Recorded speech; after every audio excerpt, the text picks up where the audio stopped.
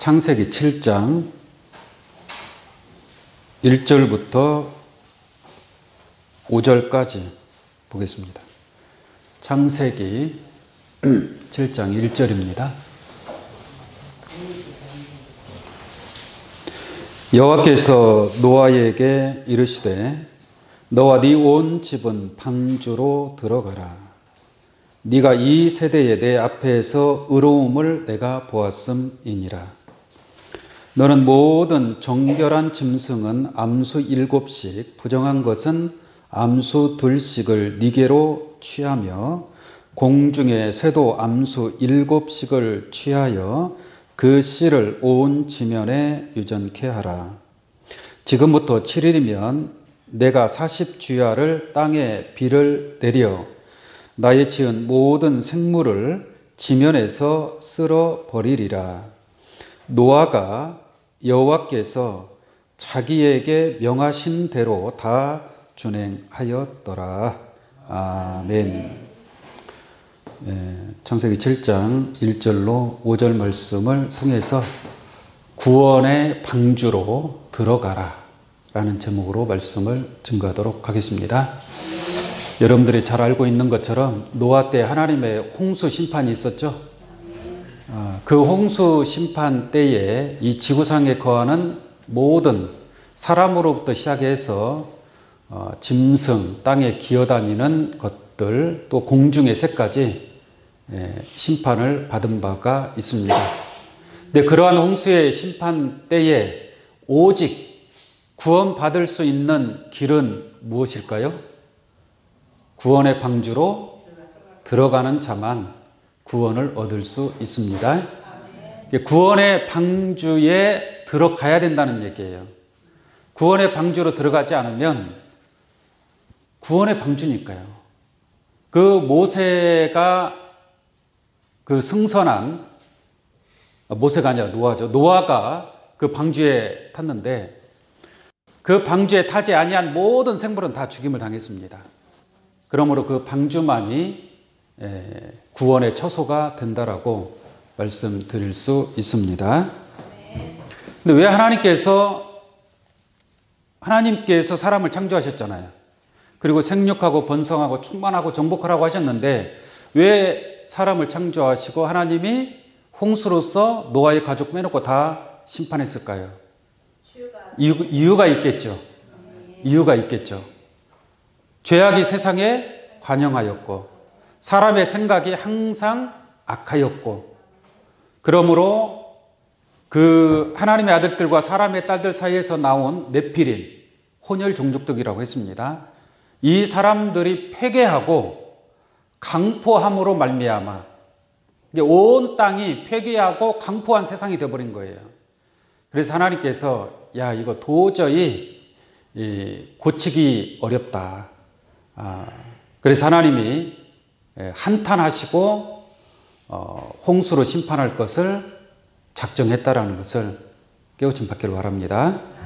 근데 홍수로 심판할 때에 오직 노아의 가족은 하나님 앞에 은혜를 입었습니다. 여러분들이 왜 노아 때에 관한 사실을 알아야 되느냐? 마지막 인자의 때에도 노아 때와 같이 그러하리라라고 말씀하고 있습니다. 여러분들이 노아 때가 그냥 지나간 역사설로만 끝나는 것이 아니라 그 노아 때의 사건이 마지막 인자의 때, 곧 예수님이 임하실 때에도 그와 같은 심판의 역사가 있게 된다라는 얘기예요. 그렇다면 그러한 시대가 만약에 된다면 내가 승선해야 될 방주가 무엇인가를 알아야 된다라는 얘기예요.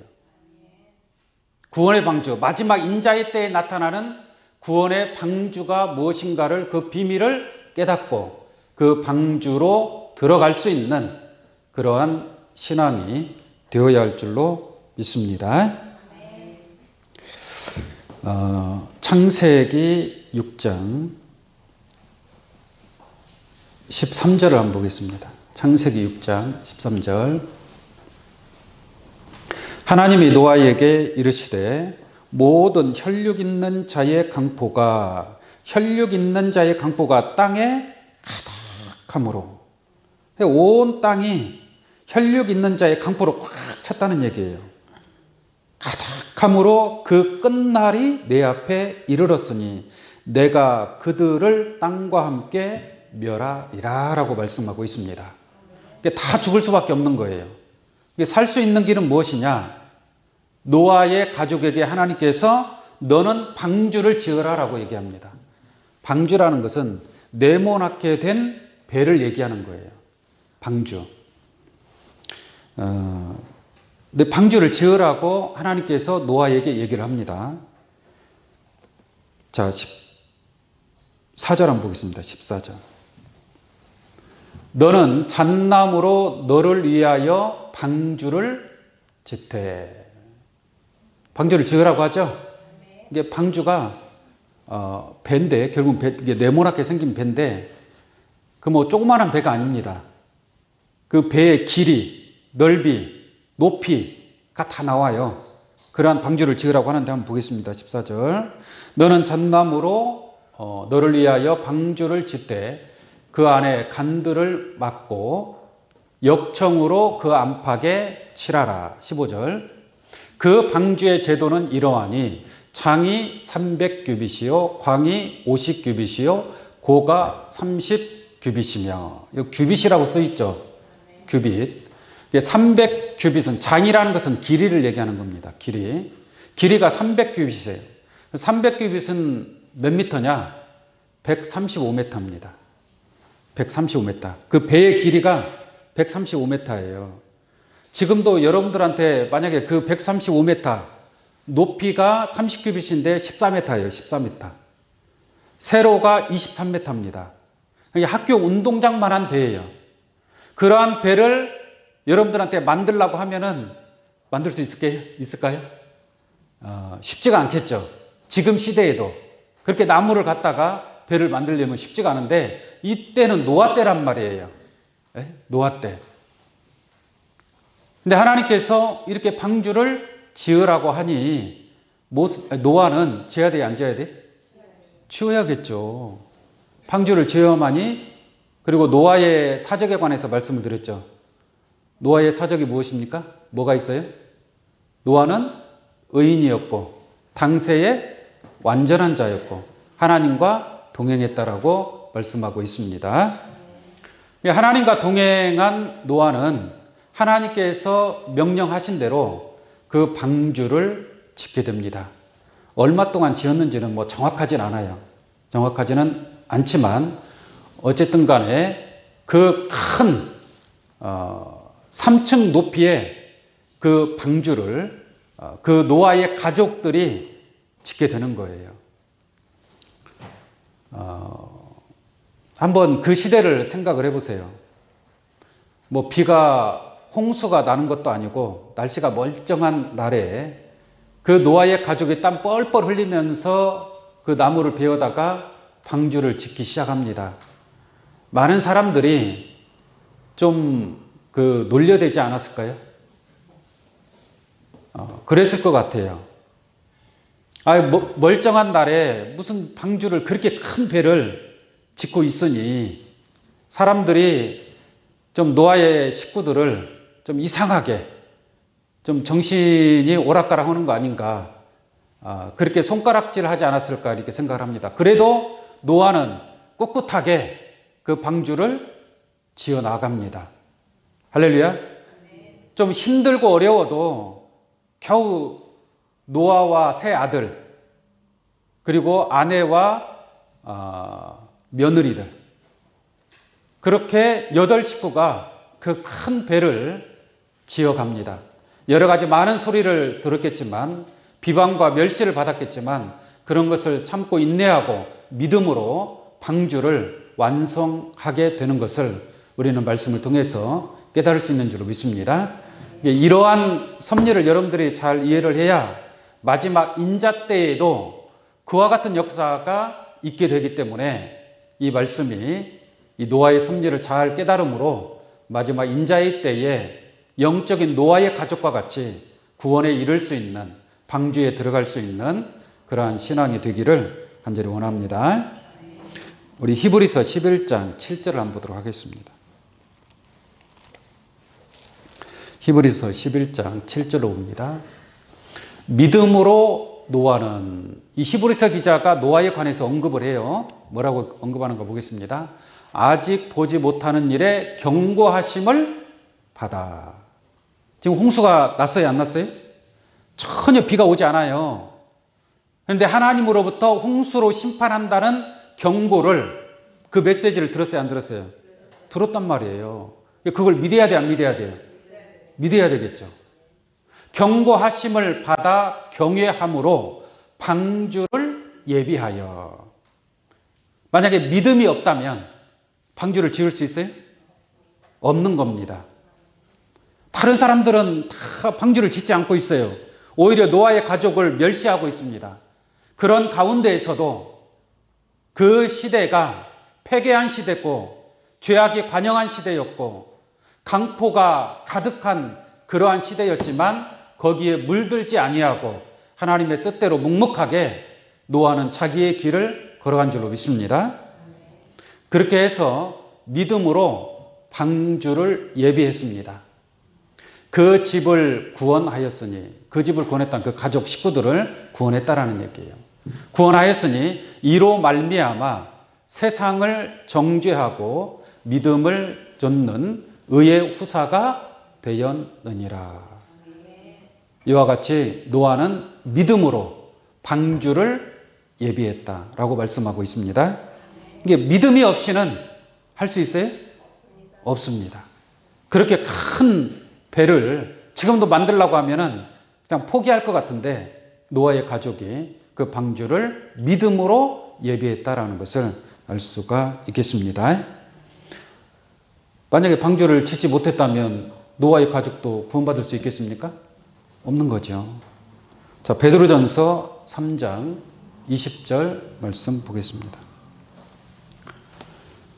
그들은 전에 노아의 날 방주 예비할 동안, 노아가 방주를 짓는 기간이 있을 거 아니에요. 이게 노아가 방주만 지은 것이 아니라 복음도 전파했습니다. 의를 전파했단 말이에요. 하나님의 경고의 그 메시지를 전파했단 말입니다. 그래도 그 말을 믿지 않았죠. 오직 노아의 가족만 믿고 방주를 예비했습니다. 그래서 노아의 날 방주 예비할 동안 하나님이 오래 참고 기다리실 때에 순종치 아니하던 자들이라. 방주에서 물로 말미암아 구원을 얻은 자가 몇 명이에요? 몇 명뿐이니 겨우 8명이라. 할렐루야. 만약에 여러분들이 노아 때에 있었다면 어떻게 됐을 것 같아요? 내가 노아 때에 살았더라면 방주에 들어갔을 것 같아요? 조금 어려울 수도 있겠죠. 그렇지 않습니까? 그래서 하나님께서 노아 때를 통해서 여러분들에게 본으로 보여주는 거예요. 마지막 인자의 때에도 노아 때와 같은 역사가 있으니 노아의 가족과 같이 겨우 8명 구원받았단 말이에요. 마지막 때에도 많은 수가 구원을 받는 게 아니라 겨우 적은 무리가 구원을 이루게 된다라는 것을 우리가 이 말씀을 통해서 깨달을 수 있는 줄로 믿습니다. 예수님께서 직접 하신 말씀을 한번 보도록 할게요. 누가복음 17장 27절을 한번 보겠습니다. 누가복음 17장 27절입니다. 노아가 방주에 들어가던 날까지, 이제 방주를 예비하고 방주에 들어갔단 말이에요. 방주에 들어가던 날까지 사람들은 뭐 했어요? 먹고 마시고 장가들고 시집 가더니 홍수가 나서 저희를 다 멸하였으며. 그러니까 노아는 열심히 방주를 짓고, 노아도 먹고 마시고 뭐 시집 가고 장가가고 그렇게 더 풍성하게 누리며 살아가고 싶은 마음이 왜 없었겠습니까? 노아의 가족도. 그렇지만 그러한 세상에 물들지 아니하고 방주에 들어가던 날까지 사람들은 먹고 마시고 장가들고 시집 가더니 홍수가 나서 저희를 다 멸하였으며. 28절 보겠습니다. 또 롯 때와 같더니 사람들이 먹고 마시고 사고 팔고 심고 집을 짓더니. 했어요, 안 했어요? 이게 노아 때도 그랬고 롯 때도 뭐예요? 똑같습니다. 사람들이 먹고 마시고 사고 팔고 심고 집을 짓고 있다 이 말이에요. 짓더니 어떻게 됐는가 보겠습니다. 29절. 롯이 소돔에서 나가던 날에 하늘에서 불과 유황이 비오듯 하여 저희를 멸하였느니라. 이게 롯 때에도 하나님이 소돔 고모라 성을 진멸한 줄로 믿습니다. 이게 노아 때에도 노아의 가족 빼놓고 다 멸망을 받았다라는 것을, 이것은 이러한 역사를 누가 행하신 거예요? 하나님이 행하신 거예요.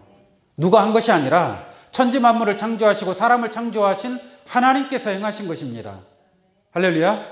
그러면 마지막 인자의 때, 자 30절 보겠습니다. 인자에 나타나는 날에도 뭐하리라? 이러하리라 라고 말씀하고 있어요. 인자가 누구죠? 인자. 인자는 예수님입니다. 그 인자에 나타나는 날에는 누가 나타난다는 얘기예요? 예수님이 나타난다는 얘기예요. 예수님이 2000년 전에 우리를 위해서 십자가에 운명하시고 3일 만에 부활하시고 하늘로 승천한 줄로 믿습니다.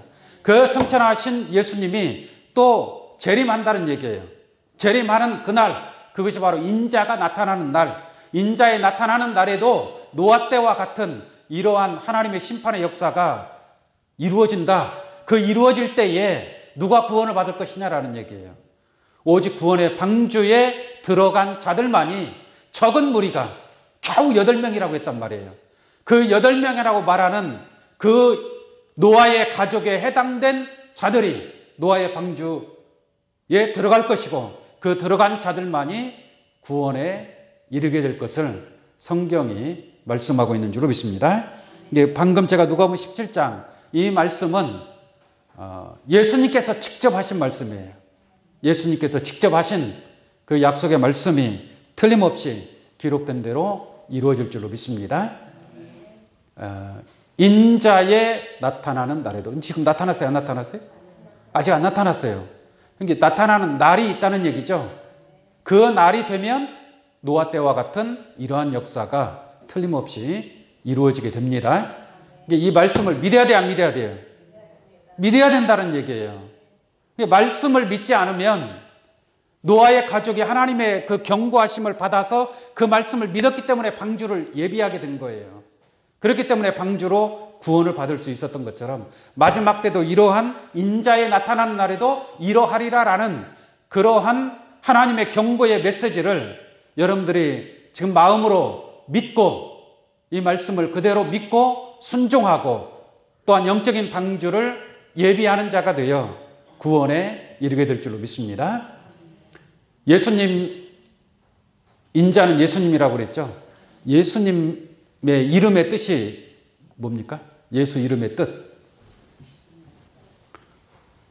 예수님은 우리가 예수 그리스도라고 얘기하죠. 그리스도라는 것은 기름 부음 받았다라는 거예요. 이게 예수님이 기름 부음을 받은 거예요. 그래서 주는 그리스도시요 살아계신 하나님의 아들이다라고 얘기하죠. 이게 기름 부음 받은 자가 하나님의 아들이 되는 겁니다. 할렐루야.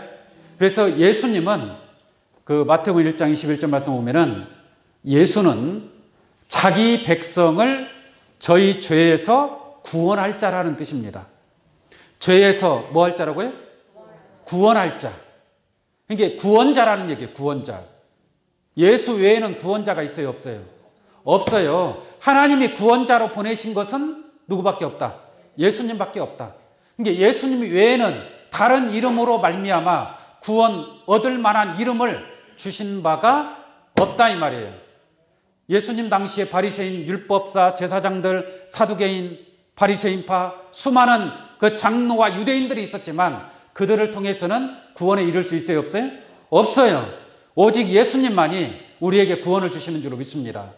그렇다면 예수님은 우리의 뭐가 되는 거예요? 구원의 방주가 되는 거예요. 예수 외에는 구원의 방주가 있어요? 없어요? 이 땅에 어떠한 종교가 있다 할지라도 그러한 종교를 통해서는 구원을 이룰 수 없다라는 얘기예요. 예수 외에는 없습니다. 그러므로 내가 곧 길이요 진리요 생명이니 나로 말미암지 않고는 아버지께로 올 자가 없다라고 얘기하는 거예요. 오직 예수님만이 우리의 구원의 방주가 되는 줄로 믿습니다. 그래서 요한복음 3장 17절 말씀 보면은 하나님이 아들을 세상에 보내신 것은, 하나님이 예수를 보내셨잖아요. 세상에 보내신 것은 세상을 심판하려 하심이 아니요 저로 말미암아 세상이 무엇을 받게? 구원을 받게 하려 하심이라. 그러므로 예수님이 확실하게 구원자로 오셨다라는 것을 알 수가 있습니다. 그럼 우리가 지금 예수님을 믿고 있죠. 예수님을 믿고 있다라는 것은 예수님이 구원자니까 여러분들 영적으로 볼 때에 우리는 예수 그리스도 안에 거하는 자고, 그렇다면 우리는 예수 그리스도 구원의 방주에 들어간 자들이다라고 말을 할 수가 있습니다. 베드로전서 1장 9절 한번 보겠습니다. 베드로전서 1장 9절. 믿음의 결국. 우리가 믿는 건 누구를 믿는 거예요? 예수님 믿는 거잖아요.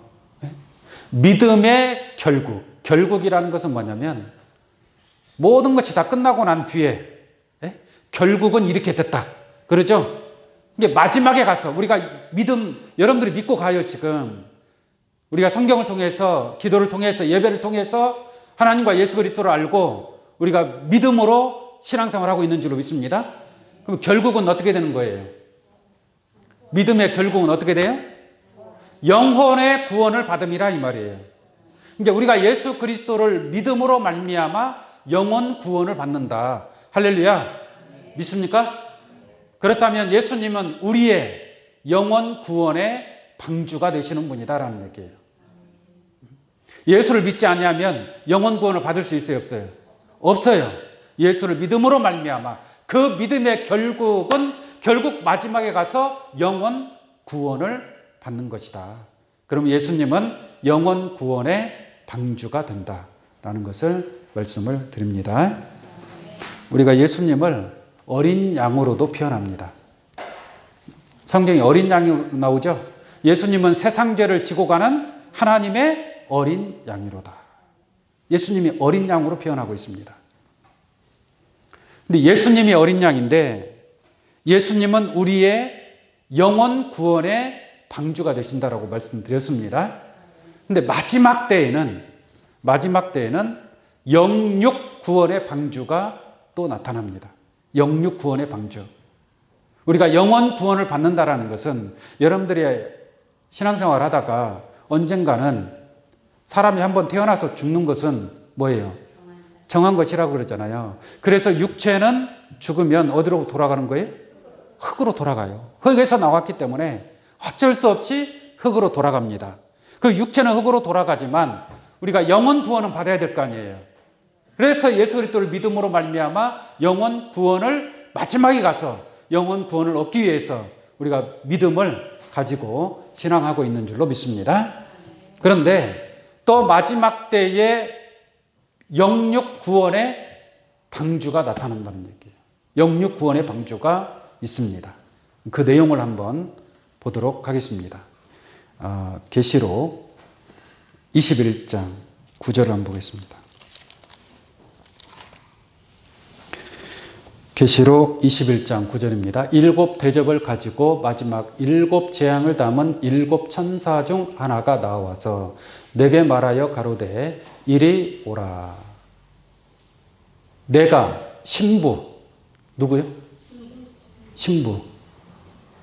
이 신부가 누구의 신부냐? 신부 해놓고 곧 신부를 다시 설명하죠. 곧 어린 양의 아내를 네게 보이리라 하고 라고 말씀하고 있습니다. 이게 신부는 누구의 아내를 얘기하는 거예요? 어린 양이 아내란 말이에요. 어린 양이 누구예요? 어린 양은 예수님입니다. 예수님. 그러니까 어린 양의 아내는 결론적으로 누구 아내예요? 예수님의 아내란 말이에요. 그러니까 예수님의 아내를 네게 보이리라. 어떤 교회에서는 무슨 하나님 어머니라고 하는 데도 있고요. 하나님 어머니, 하나님 아버지라고는 많이 하죠. 하늘에 계신 우리 아버지요. 이름이 거룩히 받으시면 이렇게 하잖아요. 근데 또 하나님 어머니도 있대. 그러면서 어떤 여자분이 자기가 하나님 어머니래. 쉽게 말하면 여기서 어린 양의 아내, 아내라고 하니까 어떤 사람을 가리켜서 아내를 얘기하는 게 아닙니다. 네? 자, 어린 양의 아내를 네게 보이리라 하고, 그 다음에 10절, 성령으로 나를 데리고 크고 높은 산으로 올라가. 지금 어린 양의 아내를 보여준다 그랬죠. 보여준다고 하고서 크고 높은 산으로 올라가서 하나님께로부터 하늘에서 내려오는 무엇을 보여주는 거예요? 거룩한 성 예루살렘을 보이니 라고 얘기하고 있다 이 말이에요. 그러니까 이 거룩한 성 예루살렘이 결국은 누구를 가리켜서 하시는 말씀이에요? 신부, 곧 어린 양의 아내. 그러니까 거룩한 성 예루살렘이 어린 양의 아내란 말이에요. 이게 비유로 어린 양의 아내라고 하는 이 신부가 곧 하나님께로부터 하늘에서 내려오는 거룩한 성 예루살렘이다라고 말씀을 드릴 수 있겠습니다. 이 예루살렘이라고 하는 거룩한 성이 있단 말이에요. 거룩한 성. 이 거룩한 성이 있는데 이 성 안에 들어가는 자들이 있고 성 안에 들어가지 못하고 성 밖에 있을 자도 있습니다. 근데 이 계시록은 마지막 때에 이루어질 하나님의 말씀인 줄로 믿습니다. 마지막 때에 이루어질. 그래서 계시록 1장 3절 말씀에 그 가운데 기록한 것을 지키는 자들이 복이 있나니 때가 가까움이라 라고 말씀하고 있습니다. 하나님은 시작과 끝이다 라고 말씀하고 있어요. 이게 끝날에 이루어질 모든 섭리도 하나님께서 다 이루신다라는 것을 알기를 원합니다. 이제 여러분들이 마지막 때에 우리는 지금 말세 지마를 살아가고 있는 그러한 시대입니다. 근데 그러한 시대에 우리가 들어가야 될 구원의 방주가 무엇이냐? 아까 말씀을 드렸지만 우리가 예수 그리스도를 통해서 영원 구원의 방주는 탔어요, 안 탔어요? 탔단 말이에요. 이제 영원 구원의 인침은 받았는데 이 마지막 때에는 영육 구원의 방주에 타야 된다라는 얘기예요. 그 영육 구원의 방주가 곧 신부, 어린 양의 아내를 상징한 거룩한 성 예루살렘이다라는 것을 말씀을 드립니다. 이 신부에 관해서 한 말씀 더 보도록 하겠습니다. 계시록 22장 17절 보겠습니다. 보세요. 성령과 신부가 말씀하시기를. 누가 말씀하는 거예요? 성령과 신부가 말씀. 이 신부는 누구예요? 어린 양의 아내란 말이에요. 어린 양의 아내.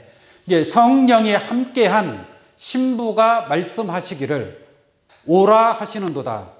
그럼 누구한테 가야 된다는 얘기예요?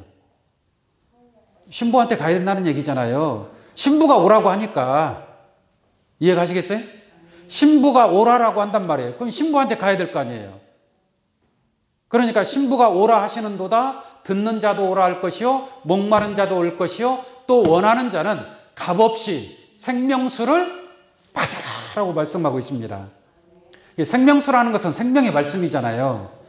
하나님의 보좌로부터 흐르는 맑고 깨끗한 수정같이 맑은 생명수의 그 강물을 마실 수 있도록 신부가 오라라고 얘기를 하는 거예요. 근데 아까 제가 신부가 어린 양의 아내 신부를 보여준다고 하고서 하늘에서 내려오는 거룩한 성 예루살렘을 보여줬잖아요. 결론적으로 신부가 오라는 말이나 신부의 말을 듣고 갔을 때 결론적으로 신부가 주는 것이 뭐예요? 생명수란 말이에요. 생명수. 그러니까 이 신부에게 달려온 자들만이 어린 양의 아내라고 말하는 거룩한 성 예루살렘 성에 참여한 자들이 그 성에 들어간 자들이 이러한 생명수를 얻을 수 있다는 얘기입니다. 생명수가 있어야 생명을 얻을 수 있을 거 아니겠습니까? 생명수를 마시지 못한다면 그 성 안에 들어가야만이 성 안에 참여한 자가 되어야만이 생명수를 먹고 영원한 생명을 얻게 되는 줄로 믿습니다. 계시록 21장 27절 한번 보겠습니다. 계시록 21장 27절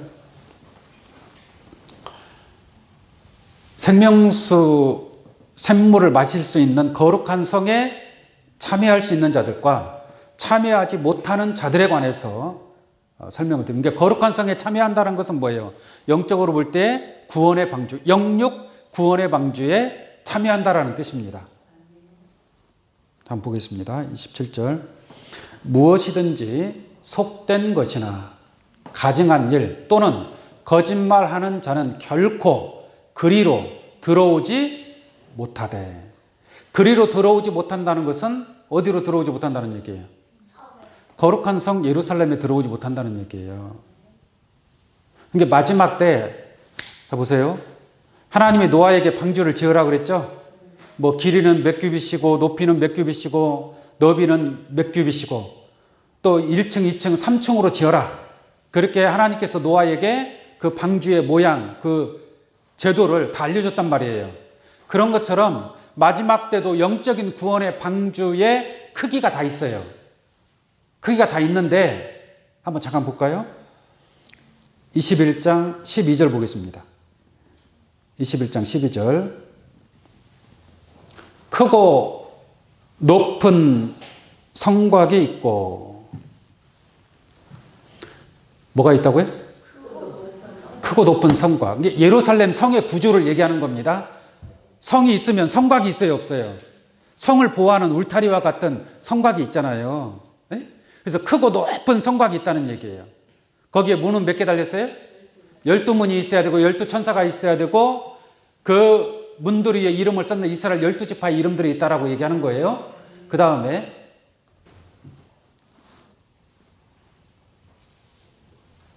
14절 한번 보겠습니다. 14절. 그 성의 성곽은 12기초석이 있고 그 위에 어린 양의 12사도의 12 이름이 있더라고 그랬죠. 그 성의 모양에 관해서 좀 쭉 얘기하고 있어요. 기초석은 12기초석이 있습니다. 그 다음에 15절, 16절. 그 성은 네모가 반듯하여 장광이 뭐예요? 같은지라. 여기서 이 거룩한 성의 모습이 성곽의 모양, 성의 모양, 문들의 모양이 나와요. 나오는데 여기 쓴 성을 청량하니 1만 2천 스다 디온이요. 장과 광과 고가 같더라라고 말씀하고 있죠. 이 거룩한 성 예루살렘의 그 모양, 그 모습 다 청량해서 그 청량감이 다 나옵니다.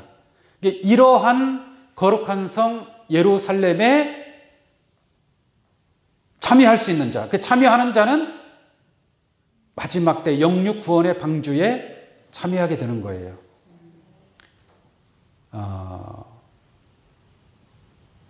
그 다음에 하나만 더 볼까요? 17절 보겠습니다. 그 성곽을 청량하며, 또 성곽도 청량하죠. 성곽을 청량하니까 몇 규빗이 나와요? 144 규빗이니 그랬잖아요. 아까 노아의 방주도 뭐 300규빗, 50규빗, 30규빗 그러죠. 그런데 이 거룩한 성 예루살렘도 성곽을 청량하니 144 규빗의 측량값이 나온다 이 말이에요. 그러니까 이러한 거룩한 성 예루살렘이 때가 되면 이렇게 거룩한 성 예루살렘이 나타나게 될 줄로 믿습니다.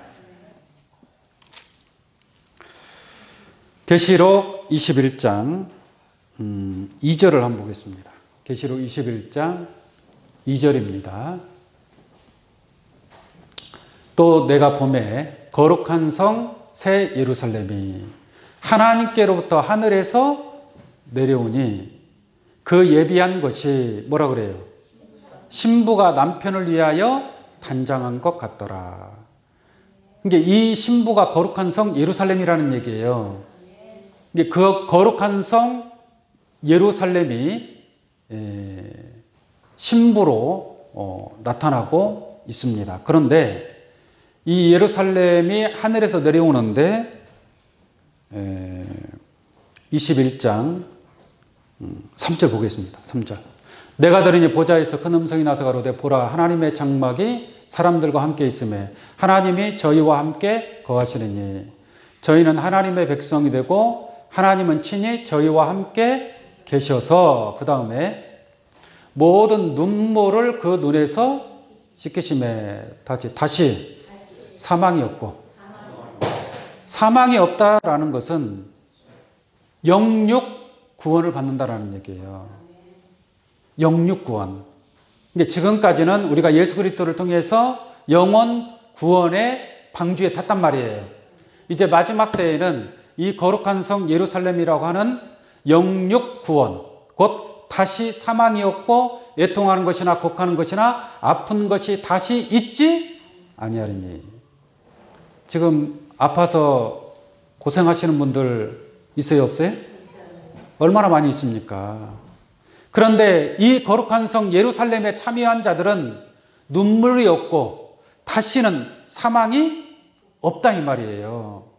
그러면 이 거룩한 성 예루살렘은 영육이 구원받는 그러한 구원의 방주라라고 말을 할 수가 있습니다.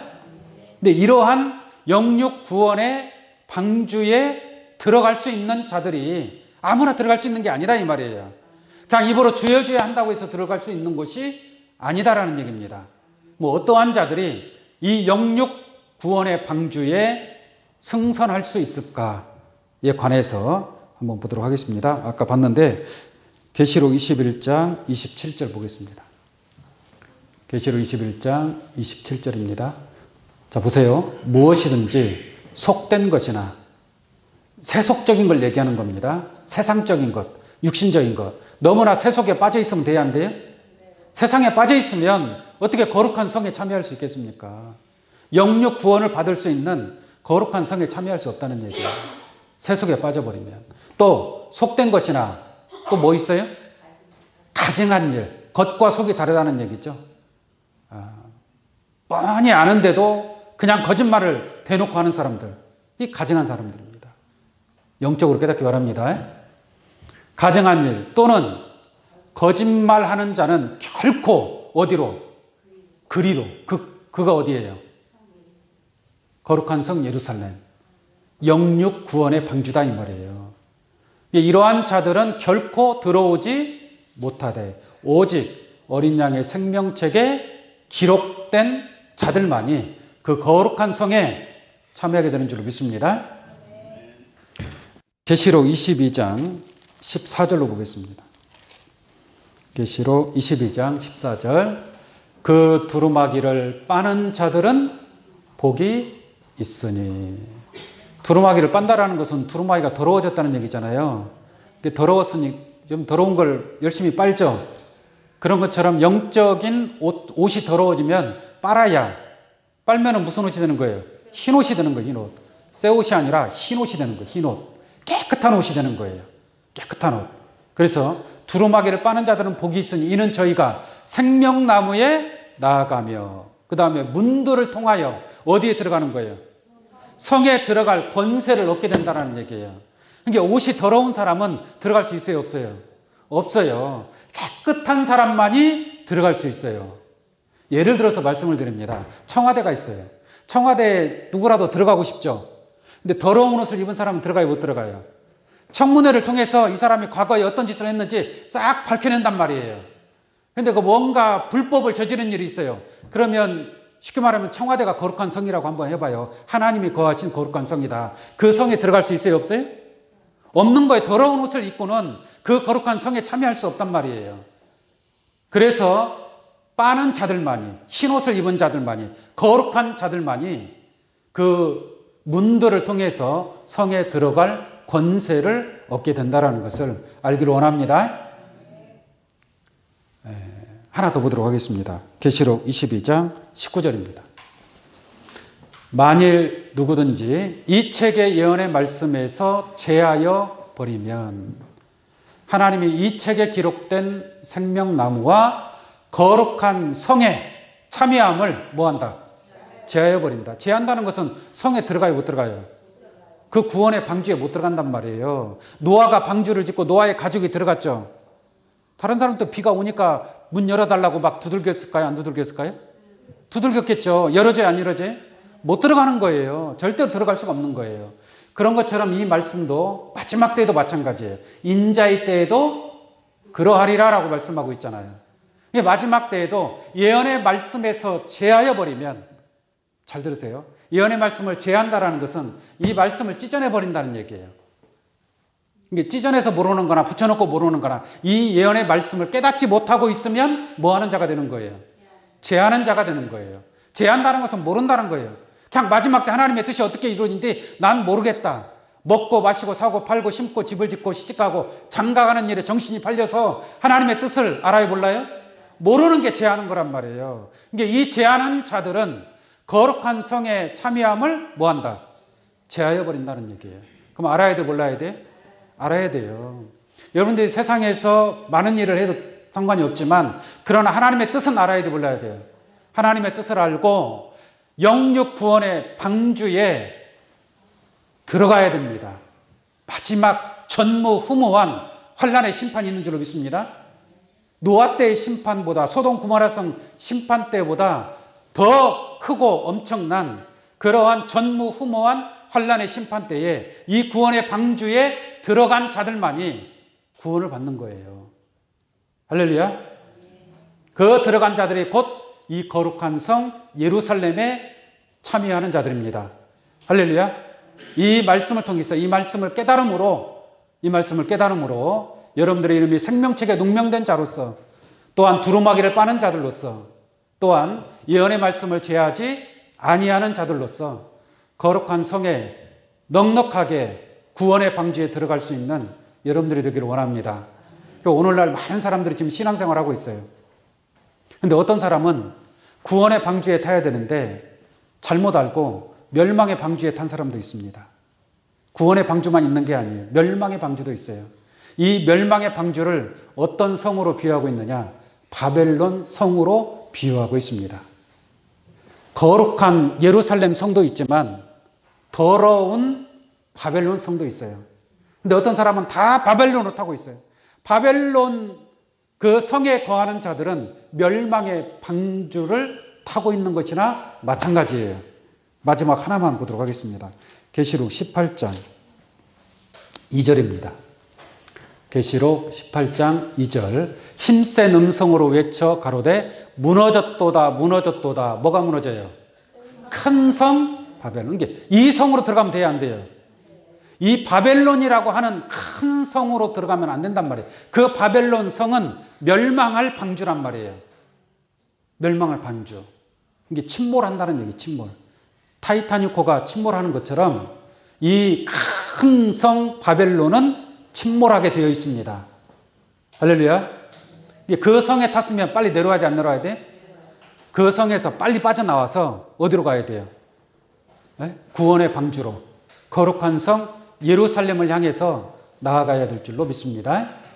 그래서 무너졌도다 무너졌도다 큰 성 바벨론이요 귀신의 처소와 각종 더러운 영에 모이는 곳과 각종 더럽고 가증한 새의 모이는 곳이 되었도다라고 말씀하고 있습니다.